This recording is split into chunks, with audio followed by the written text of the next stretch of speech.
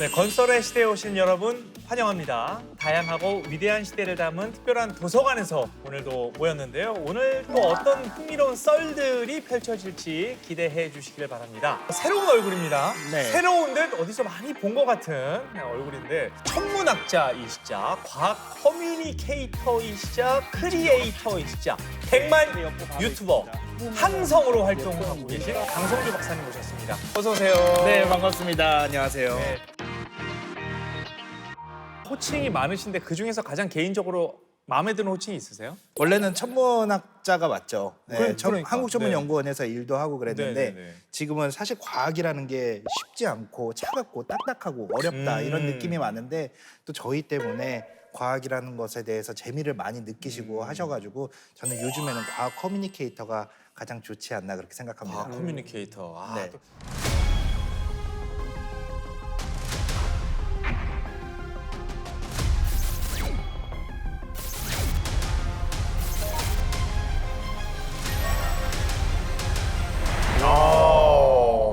이조. 세게 부른다. 백조. 달에도 토양이 있습니다. 이야. 동상서 있을 것 같아요. 화성의 최초 개척자. 저도 뭐 이과를 나와가지고 네. 이 지구 밖의 행성에 대한 관심이 많았는데 지난 4월에 네. 블루 오리진에서 우주선 비행을 마쳤다.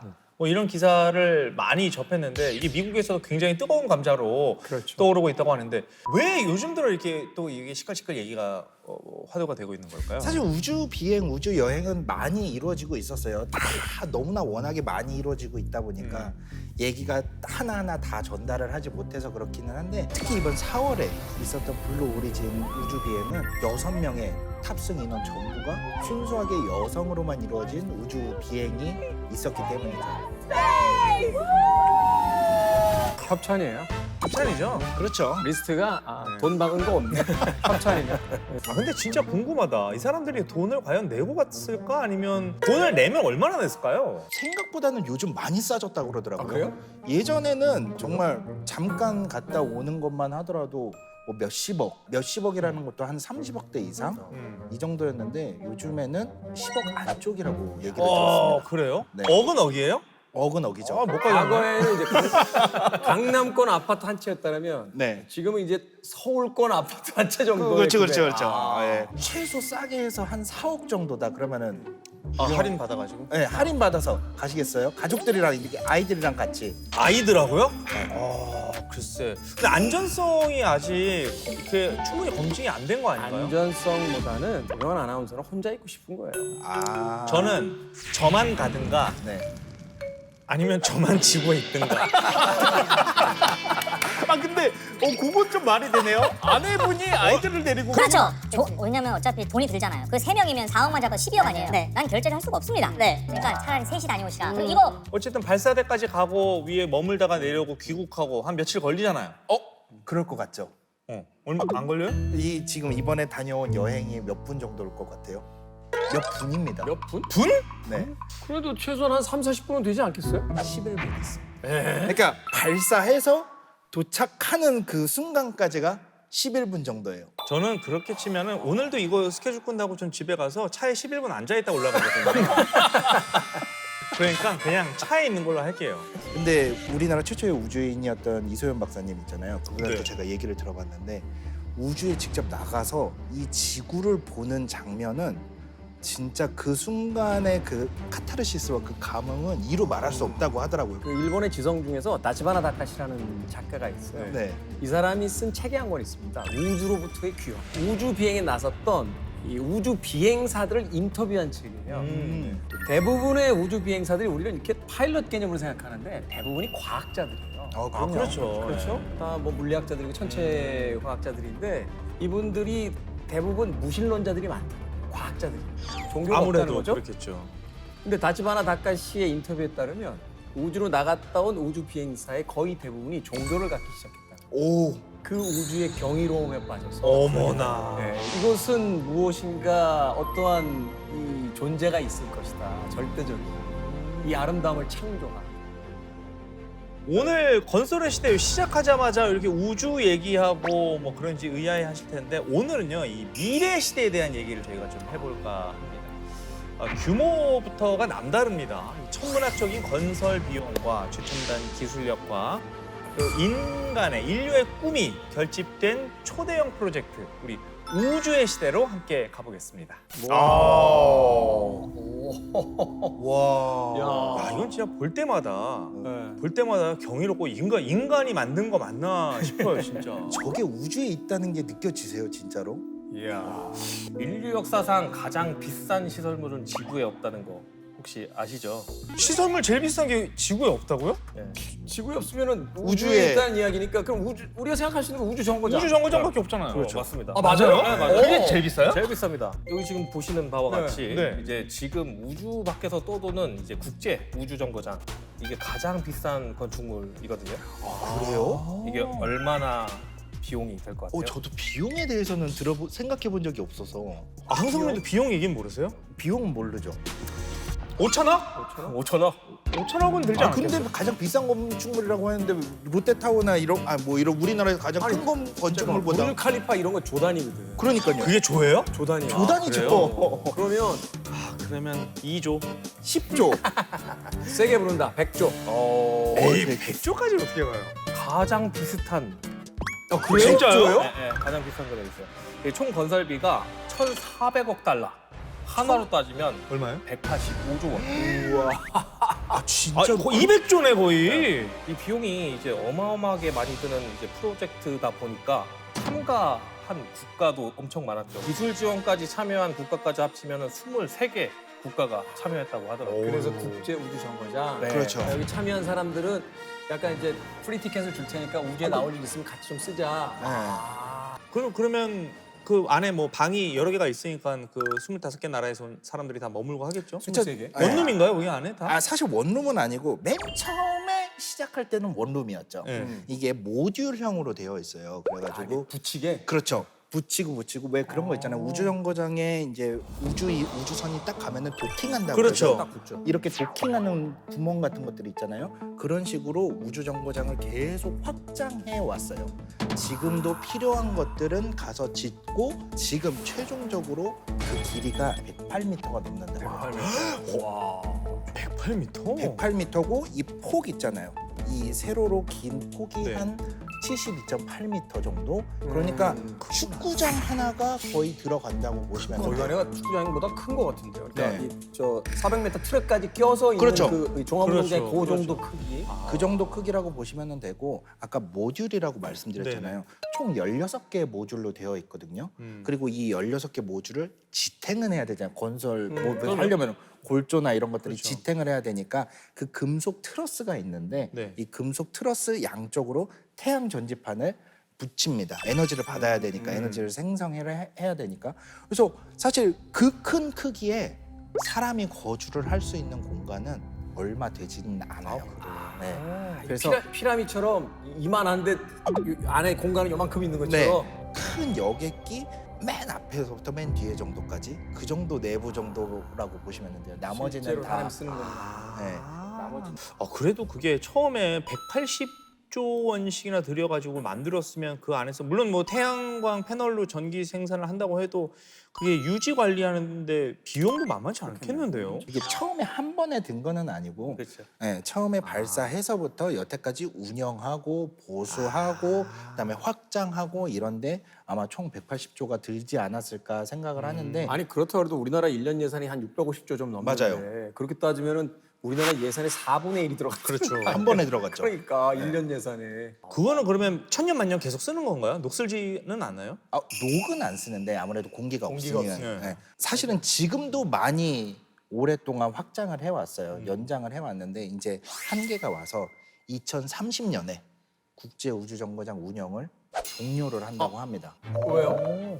사실은 2018년도에 트럼프 대통령이 이거를 이제 지금은 아까 23개 국가 이런 국가 단위로 운영을 하는 게 아니고 쓸 사람 있어 하고 민간 사업들한테 얘기를 합니다. 이제 민간으로 넘기겠다. 분양하겠다. 분양하겠다. 그래서 맨 처음에는 되게 많은 회사들이 관심을 가지고 특히 영화 제작사들 정말로 거기 가서 그렇죠. 찍을 수가 네, 있는 그렇죠, 거잖아요. 그래서 관심을 가졌었는데 너무나 가는 것도 돈이 많이 그렇죠. 들고 그렇죠. 유지도 해야 되고 그래 돈이 많이 들다 보니까 아까 1인당 6, 7억이라고 했는데 기본적으로 촬영 스태프 붙으면 한 100여 명 가야 돼. 최소. 그럼요. 한 번 갔다 오는 데만 아유, 스타일리스트 교통비만 가야 되고. 700원이야. 네. 교통비만. 몇 명이 가야 돼. 그래서 이제 종료를 하기로 했고 2030년부터 이제 조금씩 내려서 2031년 초에 이제 추락을 시키려고 합니다. 지금 한 420km 상공에 있어요. 이게 원래는 500km였는데 점점 줄어들기는 했거든요. 아무래도 400km라고 하더라도 대기가 없는 건 아니에요. 마찰이 생기거든요. 그래서 조금씩 떨어지고 있어요. 한 달에 한 번씩 추진체를 켜거든요. 다시 궤도로 올리고. 다시 조금씩 올리고 약간 올리는 거죠. 연명하고 있는 기분. 그렇죠. 너 에너지 떨어지고 있어? 한번 펌프질을 한번 쫙. 어. 이런 식인 거죠. 그래서 조금씩 올리고 있다가 이제 올릴 수 없는 한계가 있는 거예요. 그러니까 대기가 두꺼워지는 그렇죠. 그 라인이 한 280km 정도 된다 그래요. 그래서 그때가 들어오면은 위로 올리지 않고 여기가 한계다. 그래서 아래로 이제 떨어뜨릴 준비를 합니다. 추락시킨다. 지구로 추락시켜야죠. 근데 그게 지구로 추락시키면은 그 거대한 게 축구장 하나가 지구로 떨어진다라고 하면 큰일 나잖아요. 난리 나죠. 근데 애초부터 만들 때 이 모든 것들을 다 불에 잘 탈 수 있도록 가연성으로? 대기권에서 잘 흡수. 그래서 우주정거장에서 가장 무서운 게 화재예요. 아, 그럼 불나면 그냥 순식간이겠구나. 거기서 진짜 제일 예민한 게 물 먹는 거. 물이 아무래도 전자장비들이 있으니까. 재채기도 조심해야겠네요. 그렇죠. 누구 울리면 안 되겠네. 네. 눈물 나고. 눈물도 안 돼. 울지 마.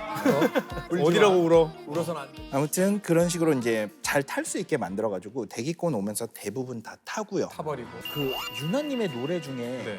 포인트 니모라고 있는 거 아세요? 과학적으로 이 영감을 받는 부분에 있어서 진짜 존경을 하는데 이 포인트 니모라는 곳이 어떤 곳이냐면은 모든 육지에서 가장 먼 곳이에요. 그러니까 남극에서도 가장 멀고 남아메리카 대륙에서도 가장 멀고 또 저쪽으로 가면은 뉴질랜드 있잖아요. 네, 이 그래서? 모든 섬 대륙에서 가장 먼 곳. 가장 먼 곳.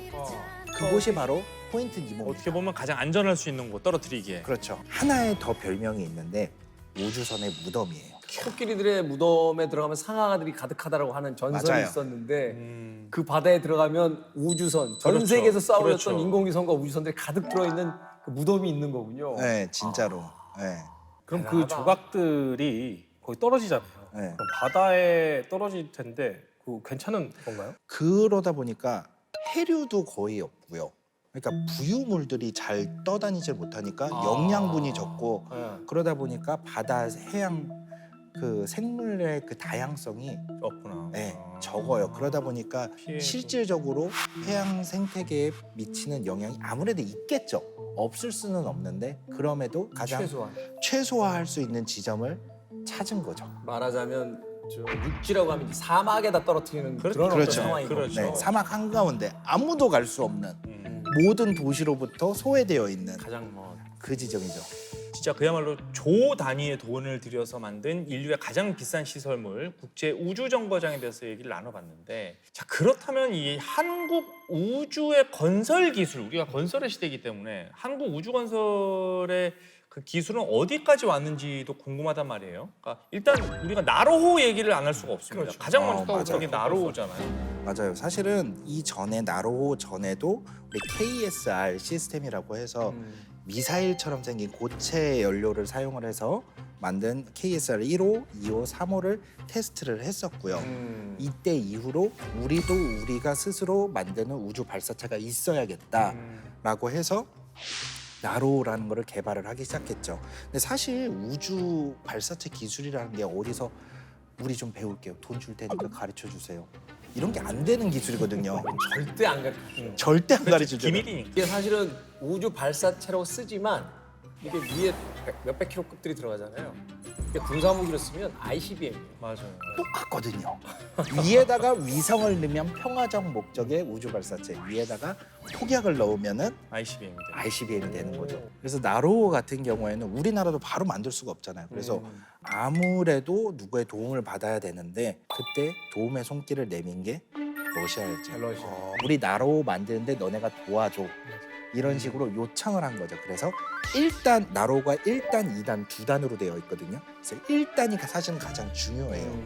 이 1단은 러시아가 만들고 2단은 우리나라가 고체 연료를 사용을 해서 만드는. 사실은 그 2단 속에 이제 위성이 들어가겠죠. 네. 그 부분을 우리나라가 만들었는데 사실은 우여곡절도 많았죠. 네, 첫 번째 발사에는 이 끝에 페어링이 안 떨어져가지고 그래 맞아 뉴스 보고 막 그랬다. 맞아요. 그러고 나서 이 두 번째 발사는 올라가다가 몇 분 만에 이제 폭발을 하면서 러시아 잘못이니 너네 잘못이니 이렇게 하다가 좀 오래 걸렸죠. 그래서 세 번째 발사만에 성공을 했습니다. 이후로 탄력을 받았고 우리나라도 이제 그 기술을 획득을 해서 이제 누리호까지 나오게 된 거죠. 아 그럼 일단 기술이 지금 우리나라에 지금 들어와 있는 건가요? 기술 개발을 한 거죠. 그러니까 러시아가 하는 걸 보고 나서 우리식으로 이제 방식을 만들어서 기술 개발이 끝난 거죠. 그렇죠. 그러니까 그 살짝 어깨 너머 이렇게 보고 배운 거구나. 네. 그래서 또 이제 같이 러시아의 모스크바에서 한잔 하면서 이렇게 좀 알려줘 이렇게 해가지고 맞아요. 당시 한국항공우주연구원의 네. 많은 분들이 사실 100% 우리나라에서 만들 수는 없잖아요. 그러니까. 일단은 러시아로 만들러 간단 말이에요. 가면은 공포의 검은 가방이라는 얘기가 있어요. 뭐야 이런 얘기 해봐. 좋아 이러면 검은 가방 뭐가 들었는데? 러시아 사람 아닙니까? 러시아 사람 하면 가장 좋아하는 건 뭐죠? 보드카. 그렇죠. 네. 어느 순간인가 얘네가 검은 가방을 들고 이렇게 나타나더래요. 왜 007 나오는 수트케이스 같은 거 열면은 그 공포의 검은 가방 안에 그 보드카 독한 것들을 다 계속 마시면서 야 너네 한 잔해 그럼 우리가 알려줄게 막 이런 식으로 해서 우리 연구원분들이 그거를 술을 그렇게 잘 하시지는 못하면서도 들어야 되니까 그래서 검은 가방을 볼 때마다 이거 공포의 검은 가방이라는 얘기도 있었다고 그러더라고요. 그런 뭐 항공 관련 연구의 종사자분들께서 이런 또 노력으로 맞아요. 그런 기술들을 얻어왔기에 발사 보유국으로 발사력 보유국이 되지 않았나 싶습니다. 사실 그 나로호나 누리호나 이런 거를 발사하는 것보다 더 중요한 게 있잖아요. 사실은 발사대거든요. 그게 중요한 거예요. 그럼요. 발사대는 이제 단순 구조물이 아니에요. 로켓을 이제 하늘로 올려 보내는 이제 그렇죠, 우주의 그렇죠. 관문 중 하나잖아요. 특히 이제 초고온이나 초고압 환경을 이제 좀 견뎌야 하다 보니까 수백 톤짜리 로켓을 정확히 또 수직으로 띄워야 하잖아요. 그렇죠. 이 첨단 기술의 집약체인 거죠. 네. 그리고 로켓이 발사되면서 뭐 잘 아시겠지만 초당 이제 수천 톤의 고열을 빡 하고 분출을 맞아요. 하잖아요. 일반 철강 같은 건 그냥 녹아내립니다. 그렇겠죠. 그렇기 때문에 이제 내열 콘크리트나 아니면 특수 합금 같은 걸 많이 사용했다고 하더라고요. 사실은 이 발사체 자체가 그 발사하는 순간에 폭발을 하게 되면 발사대도 크게 문제가 되는 부분이잖아요. 그러다 보니까 이런 모든 것들을 다 지탱하기 위해서는 발사대가 말씀해 주신 대로 정말 가장 중요한 부분인데 발사 장면 한번 보신 적 있으세요? 예전에 뭐 뉴스 같은 데서도 카운트다운하고 저 여러 번 봤죠. 많이 봤죠. 거기에 발사하는 순간에 보면은 사실은 0 하면은 불이 이렇게 쫙 엔진에 불이 들어오는 게 아니거든요. 맞아 며칠 그냥 전에 계속 먼저 연기가 나고 있어요. 먼저. 맞아, 맞아. 전에부터 맞아. 그 연기가 나는 거는 열이 이제 3초 전에 이렇게 나오고 거기에 물을 엄청나게 뿌려요. 아니 불을 붙여야 되는 로켓 그렇죠? 추진기에다 물을 뿌린다고. 네. 매끈하게 나가라고. 이게 무슨 논리야? 유난인가요? 왜 다 비웃어? 무슨 논리? 왜 비웃어? 아 웃음 소리가 들어보면 알잖아. 재밌어서 웃는 게 있고 비웃는 게 있단 말이야. 아니 일리가 있을 수도 있어. 원래 이렇게 계란 아니. 후라이 깔끔하게 할 때 기름 안 두르고 프라이팬에다 물 부어서 그래요. 거기서 프라이 하시는 분도 있어요. 그래요. 이렇게 물로 이렇게 매끈하게 올라가라고 하는 거 아니에요? 로켓 발사할 때 정말 그 발사하는 곳하고 관제석 엄청 멀리 떨어져 1km 이상 떨어져 있거든요. 그럼에도 불구하고 그 진동과 소리가 어마어마해요. 소리가 거의 로켓 발사음이 180데시벨 전후거든요. 180데시벨이라고 하면은 그 소리로 인한 그 소리 파괴 같은 것들도 다 공법할 때 고려하시지 않습니까? 그래서 180데시벨이라면은 지구에서 만들어낼 수 있는 가장 큰 단계 수준의 소리라고 볼 수 있거든요. 이때 수십만 리터의 물을 뿌리면서 그 음파로 만들어지는 에너지를 흡수하는 거죠, 물이. 그래요. 우리나라가 언제까지 주도권을 잡을 수 있겠어? 이렇게 예전엔 막연했는데 이렇게 얘기 나누다 보니까 이제 이런 기술도 점차 알게 되고 나로호, 누리호 성공을 통해서 우주 강국의 길로 이제 한 걸음 점점 더 깊이 들어가고 있는데 우리나라의 우주 기술의 미래는 어떤가요? 아르테미스 프로그램이라고 혹시 들어보셨나요? 이게 1972년도 아폴로 17호 이후에 인류를 이제 달에 정착시키기 위한 것이었거든요. 달의 기지를 건설한다는 목표로 이제 운영이 됐는데 이제 그러다 보니까 달에 어떻게 건설 재료를 갖다 놓는가가 이제 핵심 포인트가 된 거예요.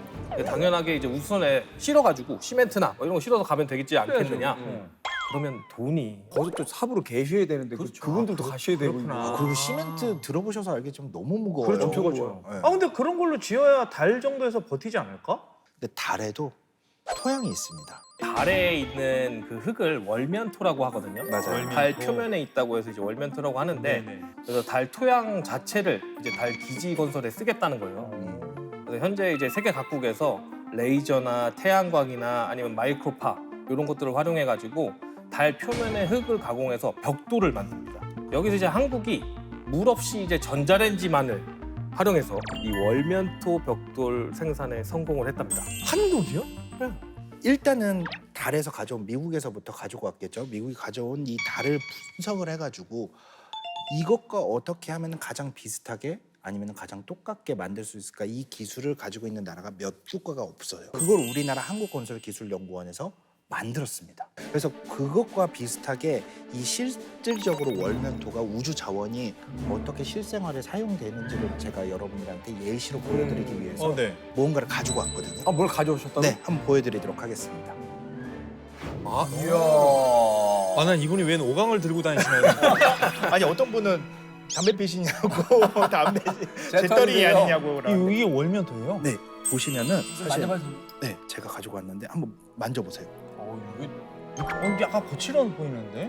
그럼요. 고칠. 거칠한데 뭐 이렇게 힘을 줘보진 않았는데 생각보다 강성이 딱딱한데요? 있는데 네. 간단한데. 보고 계시는 달 항아리는 우리나라의 무인 탐사 연구소라고 하는 유일하게 달에서 로버를 보내기 위해서 만들고 있는 연구소가 있어요. 네. 이 연구소가 이 달 항아리 브랜드하고 같이 협업을 해서 만들어낸 달 항아리거든요. 이걸 왜 만들었냐 하면은 실질적으로 월면토를 그러니까 우주 자원이죠. 네. 우주 자원을 실생활에 우리가 뭔가를 건설하는 것도 벽돌을 만드는 것도 실질적인 활용인 거잖아요. 그렇죠. 그런 예시를 보여주기 위해서 만든 거거든요. 그래서 제가 가지고 온 게 이게 진짜 작은 샘플이에요. 이게 진짜 월면토를 모사해서 한국건설기술연구원에서 만든 인공 월면토예요. 이 달의 흙하고 이제 비슷한 물질은 바로 현무암이거든요. 우리나라에.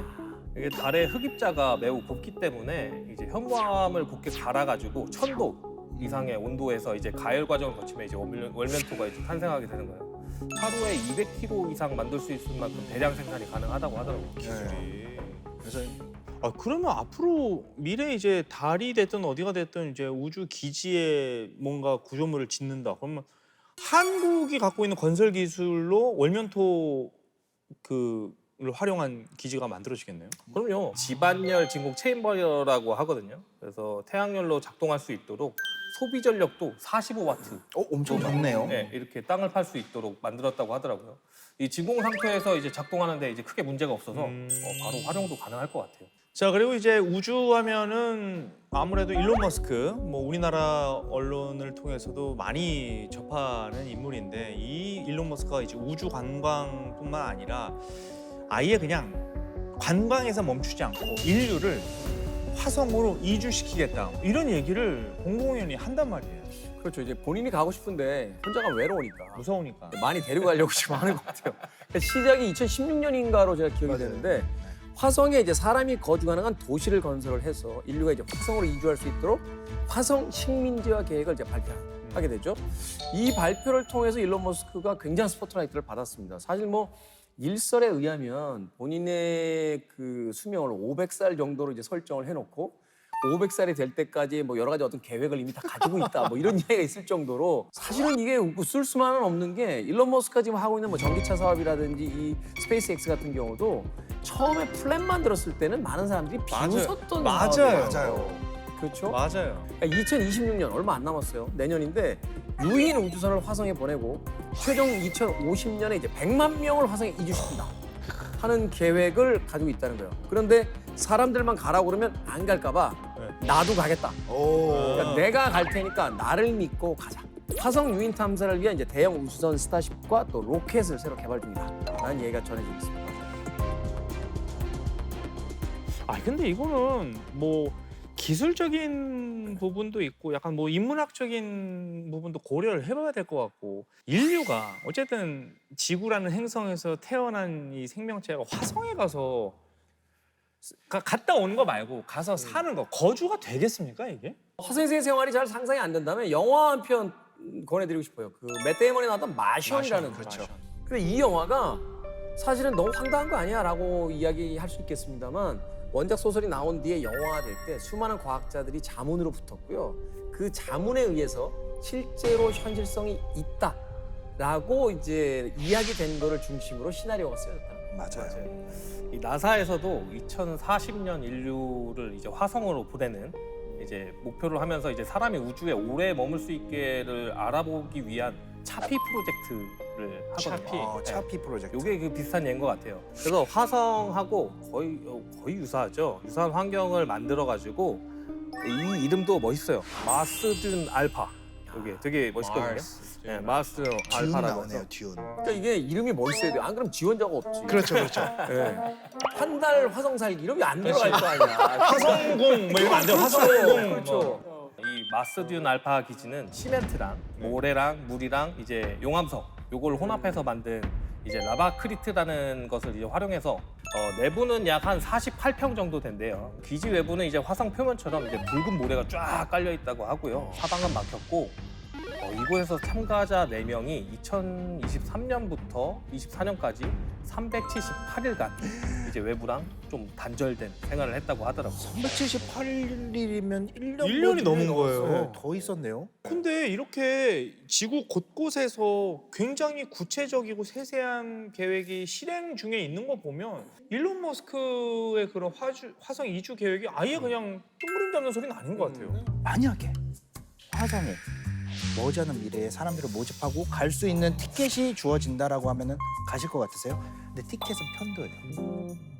전 안 갈 것 같아요. 안 갈 것 네, 저는 왜냐면 근데 아이들이 다 컸으면 한 번쯤은 가보고 싶을 것 같은데 저는 오늘 당장 가라 그러면 못 갈 것 같은데 한 10년쯤 후에 갈래? 라고 하면 저 갈 것 같아요. 10년이요? 지금이랑 10년 후랑 뭐가 달라요? 이제 여기에서의 어떤 인생이 좀 정리 수순에 들어가잖아요. 사회적인 활동도 그렇고 그럴 때 그때 화성에 갈래? 라고 하면 야 다시 한번 내 삶에서 모험을 한번 해보고 싶다 하는 생각에 내 남아있는 인생의 마지막을 거기서 한번 새로운 삶으로 살아보자. 전 바로 가요. 왜? 고민도 안 하고 바로 간다 그러세요? 집 짓는 것부터도 난 재밌을 것 같아요. 그렇죠. 거기 가면은 사실은 아무것도 없으니까 짓기부터 해야 되잖아요. 어떻게 보면 지금 봐시면 아담이야. 그렇죠. 그렇죠. 신아담. 그때쯤 가면 동상 서 있을 것 같아. 화성의 최초 개척자.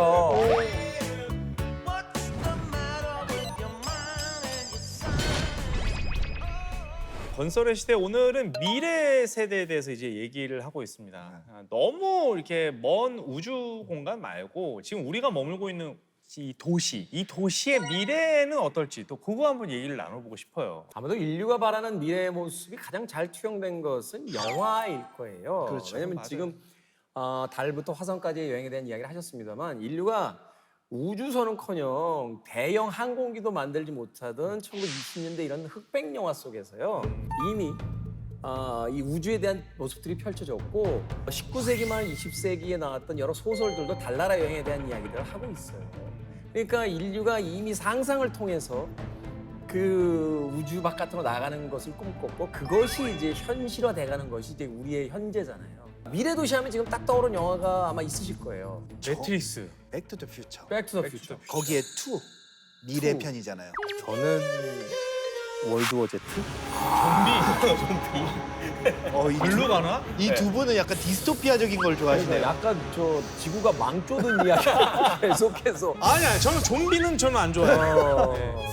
애석하게 일어날 것 같은 생각도 전 많이 들거든요. 저는 그냥 인류와 무슨 기술과 기계의 충돌을 생각을 하는 것뿐이지 이렇게 막 바이러스 변형 이런 거는 생각을 안 했거든요. 근데 이 이야기가 사실은 과거에는 테스트였고 현재에 그렇죠. 와서 우리가 그 코로나를 경험했잖아요. 어떻게 보면 이게 더 가능성이 높은 걸 수도 있는 거죠. 근데 이 미래 도시의 가장 디스토피아적인 모습을 나타내는 영화가 한 편 있습니다. It's Time to Die라고 하는 아주 유명한 대사를 남겼는데요. 리들리 스콧 감독의 1982년도 영화인 블레이드 러너.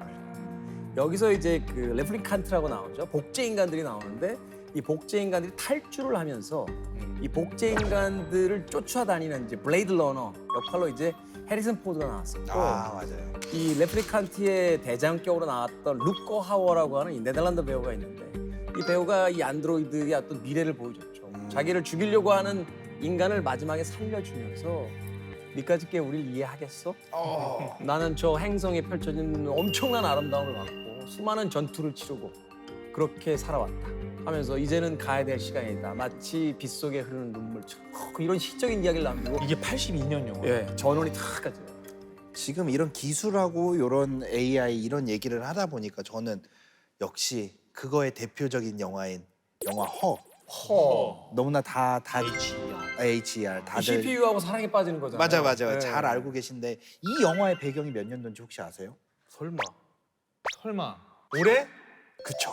올해예요? 네. 주인공이 아내하고 이혼 절차를 밟고 있는 이제 그런 사람이 사만다라는 AI와 인격적으로 인간적으로 대화를 하다 보니까 이렇게 감정선이 생기고 이런 것과 서로 교감을 나누는 이런 내용이잖아요.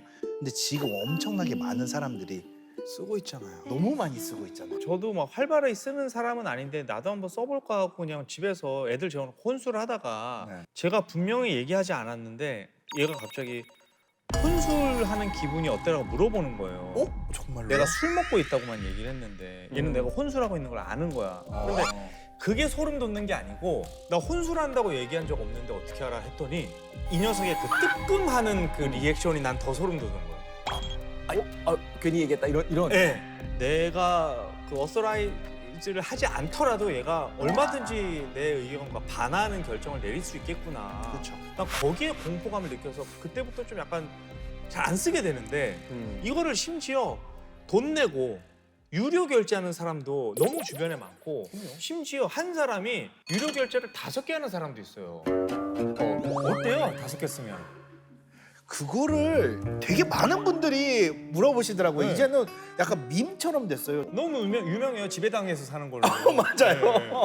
아니 근데 저는 4개 써요. 4개 쓰는데 이게 이제 동일 질문을 다 똑같이 던져봐요. 그래서 이제 그 특성들 파악을 하고. 그렇죠, 그거예요. 그렇죠. 그러니까 어떤 거는 답만 주는 게 있고요. 어떤 거는 왜 이런 답이 나왔는지를 논리적으로 이제 알려주는 게 있고요. 제가 주로 쓰는 것들은 이제 제 성향을 파악하기 시작해요. 그러니까 이게 한 달 전에 했던 질문하고 오늘하고 똑같은 질문을 넣었는데 답이 달라요. 그렇죠. 그게 무서워. 네. 이게 무서운 건데, 근데 이게 중요한 게 이제 점차 이제 저한테 이제 익숙해진 어떤 그 친구들을 만드는 기분이라서 내가 이렇게 물어보죠. 걔는 그렇게 대답 안 하던데 하고 다른 AI 얘기를 하면은 다시 검색해서 답을 다시 빼와요. 맞아요. 야, 이게 정말 엄청나다는 생각을 하게 되네요. 그러니까 우리가 지금 이제 미래의 우리의 모습은 어떨까? 영화 속의 장면들을 많이 인용을 했는데 이제 영화 속이 아닌 현실의 미래 도시로 함께 가보시죠. 오, 좋습니다. 우리는 지금 디스토피아 이야기를 했는데 와, 야, 여기 유토피아인데요. 낯설어. 너무 멋있는데요. 와. 깔끔하다. 하버드대 경제학교 교수인 에드워드 글레이저가 이런 이야기를 했다고 그래요. 도시의 승리라는 책에서 도시는 기회의 땅이자 인류 최고의 발명품이다. 그러니까 한국 인구도 70%가 넘는 인원이 이제 대도시에 거주하고 있잖아요. 우리가 이제 한 40만 명 정도 이렇게 본다고 했을 때 서울 인구하고 뭐 부산, 대구 이렇게 대도시의 인구를 합치면 거의 절반 이상이 나오니까 사실 영화나 미디어 속에서는 도시의 이미지가 그렇게 좋진 않습니다. 부정적으로 그려지는데 그래도 계속 진화하고 있다는 것만은 분명 사실이 아닐까라는 또 생각이 듭니다. 맞아요. 이렇게 진화하는 도시를 요즘에 이제 스마트 도시라고 표현을 많이 하죠. 어떤 부분이 이제 발전을 해야 도시가 스마트해진다고 표현을 할까요? 이제 정보통신 기술 그리고 이제 데이터, 빅데이터 뭐 이런 것들을 활용해서 이제 도시의 좀 효율성을 높이고 이제 시민들의 삶의 질을 향상시키는 게 목표로 하는 도시라고 보시면 될 것 같아요. 그래서 사람들이 거리에서 인터넷을 자유자재로 이제 쓰게 하고 반자율 주행 차량이 이제 막 운행되고 네, 그리고 또 교통, 에너지, 뭐 복지, 안전, 교육, 의료 뭐 이런 다양한 분야에서 스마트 기술을 적용해 가는 이제 편리와 효율을 추구하는 도시의 모습이 이제 나타나기 시작합니다. 너무 근데 지금 좋은 얘기만 많이 하셔가지고 이게 실제로 지금 적용이 돼 있는 도시가 있어요? 그럼요. 송도, 청라, 신도시에 가 있습니다. 이 도시에 이제 첨단 기술 기반의 스마트 시티를 조성하는 사업을 진행했거든요. 그래요? 규모가 한 122억 정도 돼요. 이제 인공지능하고 이제 사물 인터넷 기술을 활용해서 도시의 안전망 구축하고 이제 미래형 이제 교통 체계를 중점적으로 수립을 한 거죠. 실시간으로 이제 도로 위험 요인도 이제 관제가 가능하고 긴급 차량도 우선적으로 이제 신호 제어 할 수 있는 시스템도 도입돼 있다고 하더라고요. 또 다른 기술도 있어요. 이제 도로 다니시면 노선 표시되어 있는 차선 그렇죠. 보셨죠? 이 차량 운행이 진짜 필수적인데 이 차선을 공사할 때 작업자가 직접적으로 이제 막잖아요. 도로를. 맞아요. 그렇죠. 그렇죠. 그 러버컨이라고 이렇게 고무 몇 개 세워놓고 맞아요. 차량, 이 화살표 차량 한 대 세워놓고 그냥 들어와서 하시더라고요. 맞아요. 이게 차도다 보니까 더 많은 사고도 나게 되는데 이제 최근 5년간 고속도로에서 나온 사고를 보면은 이 작업장 교통사고만 한 50명이 사상하셨어요. 네. 그렇게 많아? 이제 일반 교통사고보다 이제 치사율이 3배나 높거든요. 그렇죠. 네, 그래서 이제 무인 자동화 기술을 이제 개발 중에 있습니다. 그래, 그거 쌩쌩 달리는 차들 있는데 사고가 안 나는 것도 맞아요. 그렇죠. 그런 정도는 로봇으로 이 페인트 칠려고 할 수 그럼요. 있으니까. 그러니까. 우리나라가 이제 건설 기술이 정말 많이 발전을 해왔잖아요. 정부에서 민간이 만든 건설 신기술을 검증하고 확대 보급하는데 건설 신기술 제도라는 걸 이제 도입해서 운영 중에 있어요. 건설 기술도 이렇게 차츰 발전을 해 나가야 됩니다. 그 최근에 보면요 아파트 단지 내에 순찰하는 로봇들이 있어요. 맞아요. 밤 시간이 되면 이제 로봇들이 나와서 뭐 이렇게 뭐 교통이라든지 또는 뭐 그 아파트 단지 자체가 넓으니까 혹시라도 어떤 사고 같은 것들이 없나. 이제 페트롤도 그렇게 로봇들이 도는 그런 시대가 됐는데 사실은 그것도 그것입니다만 이제 도로에 대한 이야기를 해주셨으니까 우리나라도 이제 미래형 교통수단을 개발 중이다 하는 이야기를 저도 들었거든요. 이게 이제 철도 위의 비행기라고 불리는데요. 이게 하이퍼튜브라는 건데 지난번 경부고속도로 때 이제 이 얘기가 나왔죠. 이게 서울에서 부산까지 다시 5시간이 걸렸었잖아요. 근데 KTX로 2시간 반, 절반으로 줄였어요. 근데 하이퍼튜브는 부산까지 얼마 걸려? 맞아요. 대박이다. 20분 만에 간다는 거야.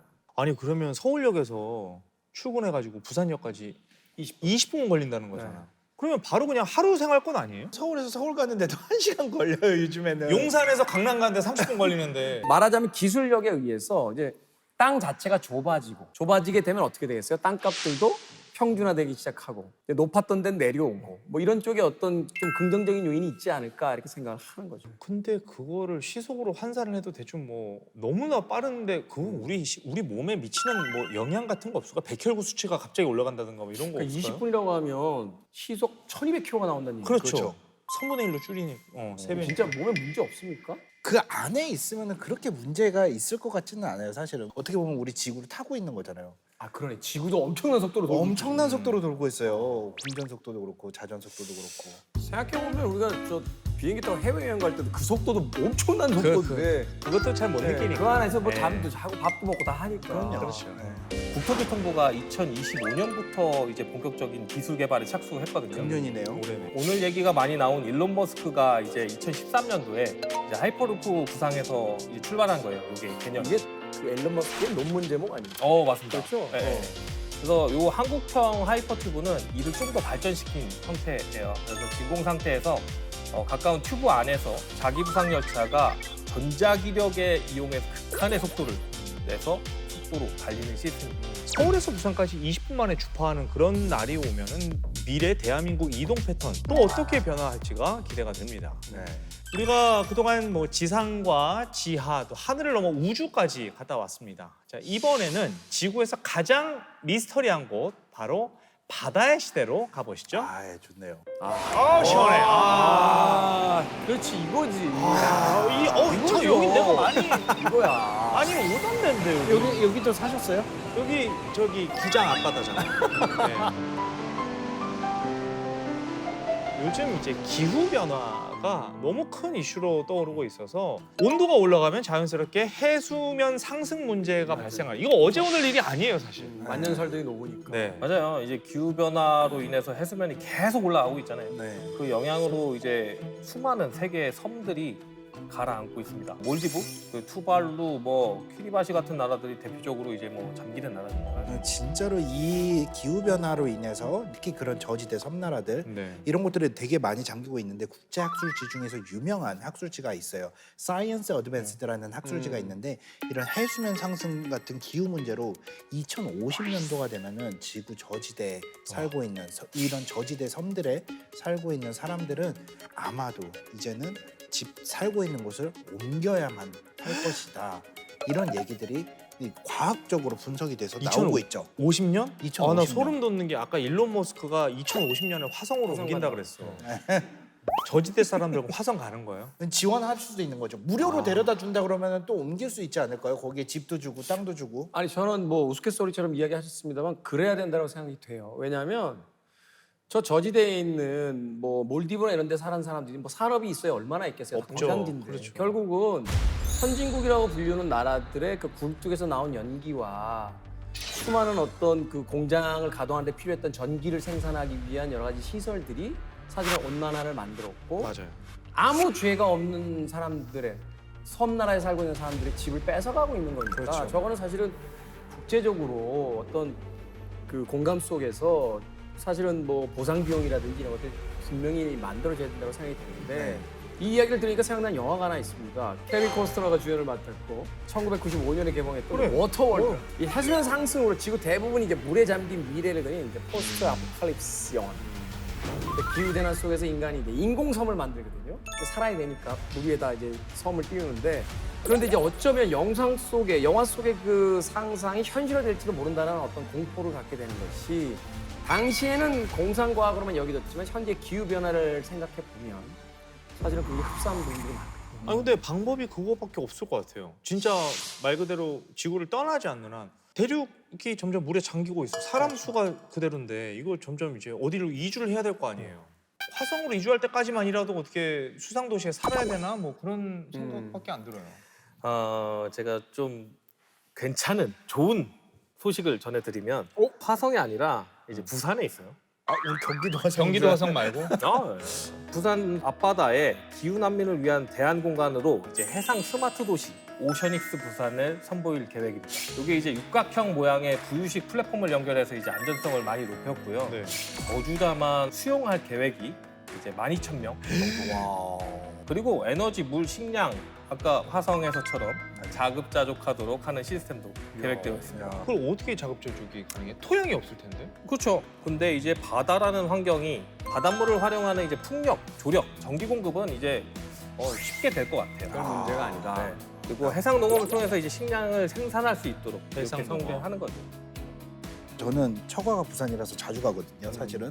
근데 탄소 중립을 진짜 제대로 실현을 할 수 있는 이 친환경 도시가 되지 않겠습니까? 이런 식으로 만들면은 그래서 세계에 진짜 제대로 이 부산이라는 이름을 알릴 수 있는 좋은 기회가 아닐까 그렇게 생각을 합니다.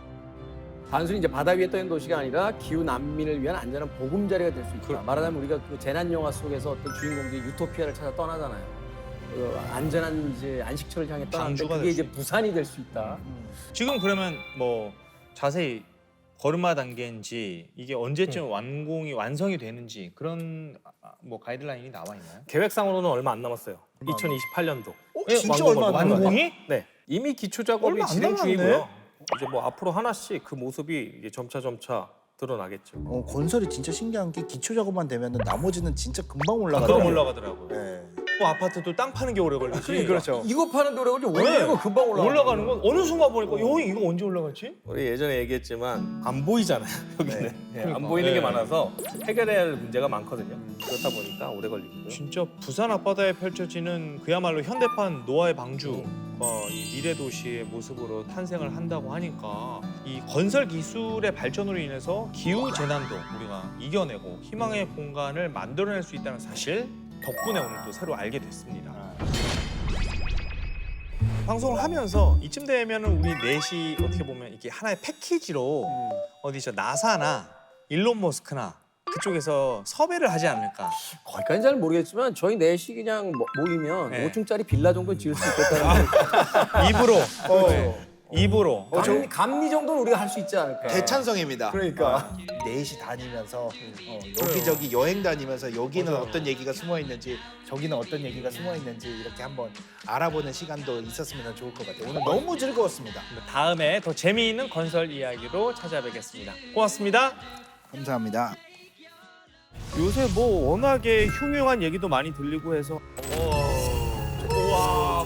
그러니까 1971년 애연각 호텔이 있었는데 불이 삽시간에 호텔을 휘감으면서 당시 이제 미로처럼 복잡한 구조 때문에 아이들이 탈출구를 못 찾았어요. 사망자가 한 50m 떨어진 곳에서 발견이 됐거든요. 그래도 엄청 차이 나는 거네요. 더 안전한 세상을 만들기 위한 건설의 숨은 노력과 놀라운 지혜, 위기 관리의 시대로 함께 떠나보시죠. 즐거운 밤의 세상 Play the next channel A